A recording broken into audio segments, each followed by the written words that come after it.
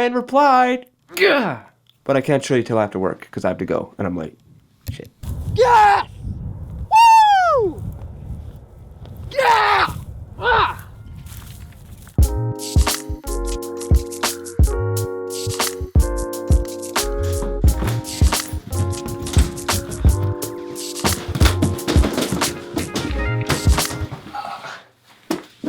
I'm back from work.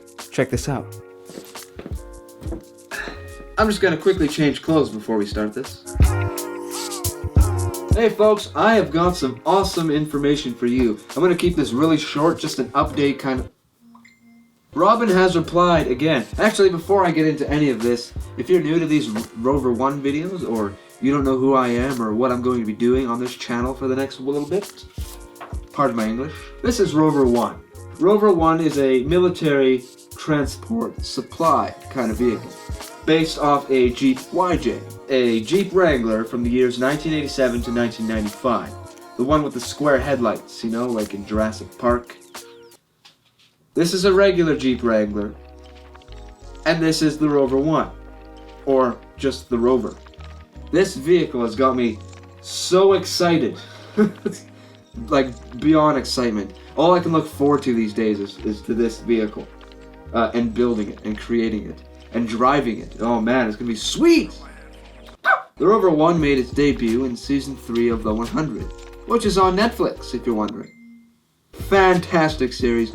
Most of it, or the entirety of it, I think, is filmed in Vancouver, BC, surrounding areas, forestry, oh man. Anywho, okay, moving on again. Shit. Robin replied, but she replied in a group conversation, so there's another person. This other person is named Brian. Brian is doing on-set props for this. Hey, lost all my footage there. Okay, back to the point here. This Brian figure brought me a ton of information. And I'm using a new mic, so you might be hearing some different audio tones. Anyway, I'm just going to, before I let you read this, there's a few parts to this message that I'm not allowed to share with you guys. You know, they do it for a reason, right? Okay, here it is.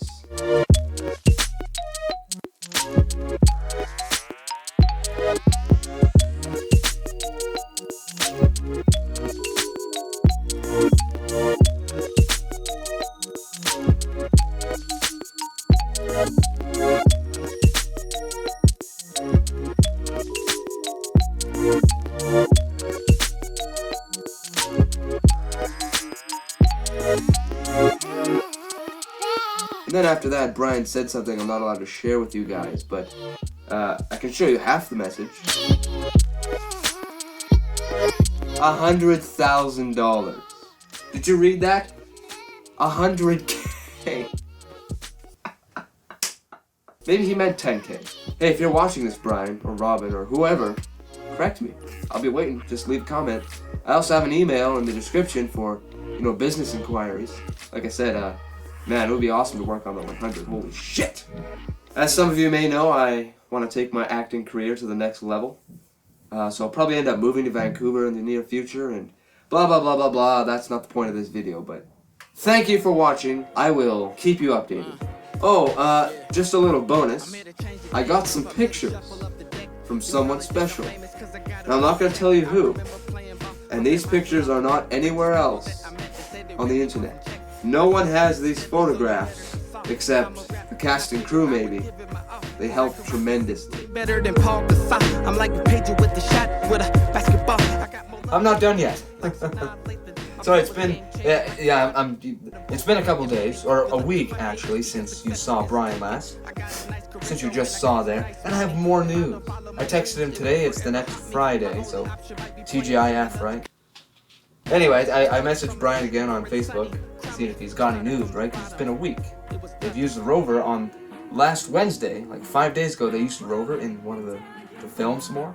So I thought maybe he can get some more info, like he said. But I messaged him, and Well, this is what he said. Recognition. If anything, I'll get suspended for the views that I'm spitting because it causes friction. They'll probably say that I'm speaking. So, yeah, like you can see, it's sorry, Cole, being a little busy with work. I don't know about any more info, really. It's blah, blah, blah, blah, blah. But basically, what's got me so excited about this message, even though it's not that exciting, he said it was special effects that built it. Special effects that built the Rover. So if I go back to IMDb, right, and look under cast and crew and find the special effects guys, I can Facebook them just like I did Robin here and Brian and a bunch of others, and hopefully one of them will reply and help me out with Rover. Give me some more dimensions. What did they use to build it with? How long did it take? What was the actual cost? 100K? I still don't believe that. So yeah, that's just another update for you guys. Again. Until further news. Whoops! We're not done yet. Well, to be fair, it's only been 5 days instead of a week. But I happened to get a hold of another guy, Michael Johnson.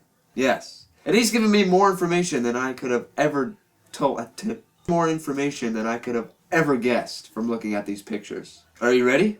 Well, here's our conversation. Read away. Never judge a book by the cover.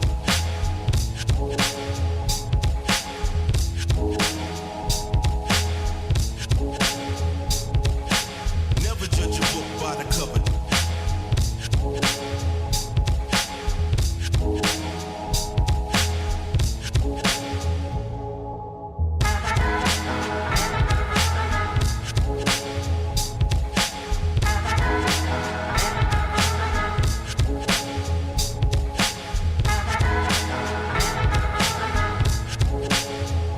In case you don't want to read it all or you don't understand, I can sum it up for you.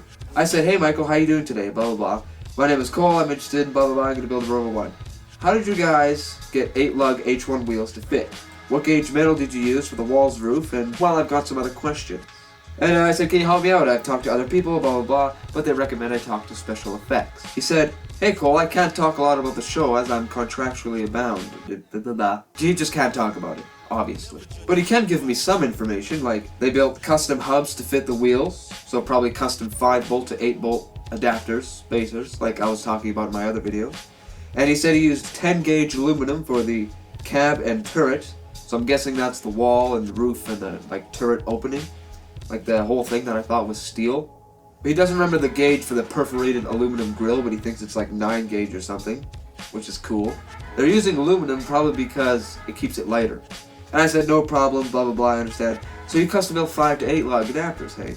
Is it spring over axle? Is there any added lift after that? Is the roll cage aluminum as well, or steel? And then Michael said, we bolted the aluminum to the body, the roll cage is steel, and we custom built the suspension, but some of us wanted to buy a suspension kit. So I'm assuming they just custom spring over axle, and they just use the existing springs like it looks like in these photos. So what I'm going to do there is probably just get new springs of the same height and just do spring over axle. He doesn't remember much else because he was on Star Trek and he started about 3 weeks after everyone else. Then I said, okay, awesome, and I just want to confirm like the tubing size, if it's like 1 3/4 or 1.5 inch, what's the wall thickness. Then I asked basically if there's any things I should be aware of, any problems I might encounter, any specific nicks and stuff that he can give me some advice on, or, blah, blah, blah. But anyway, I'm going to end it here. Any other updates I'll save for another one. So thank you for watching and staying tuned in this far. It's been so exciting. I know this video is kind of long. I wanted to keep it short, but as you see, I suck and, updates. So yeah, I'm cutting it right here. Until further news, I shall talk to you later.